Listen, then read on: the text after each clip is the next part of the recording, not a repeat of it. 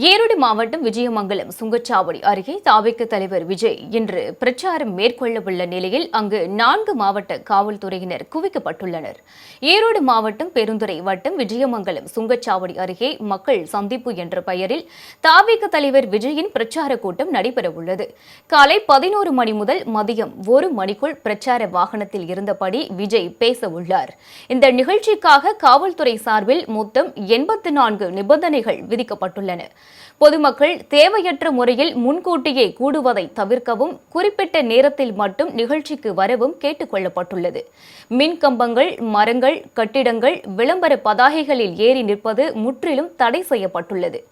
விஜய் செல்லும் வழியில் சாலை சந்திப்பு, வரவேற்பு நிகழ்ச்சி, ஊர்வலம் நடத்த அனுமதி இல்லை என்றும் தெளிவுபடுத்தப்பட்டுள்ளது. பிரச்சார கூட்டத்திற்கு வர பாஸ் முறை கிடையாது என்பதால் எந்த நேரத்தில் தொண்டர்கள் பொதுமக்களை அனுமதிப்பது என்பதை காவல்துறை முடிவு செய்யும் என தெரிவிக்கப்பட்டுள்ளது. இந்த நிலையில் தாவேக தலைவர் விஜய் பிரச்சாரம் செய்யவுள்ள விஜயமங்கலம் சுங்கச்சாவடி பகுதியில் வருவாய் கோட்டாட்சியர் நேரில் ஆய்வு மேற்கொண்டார்.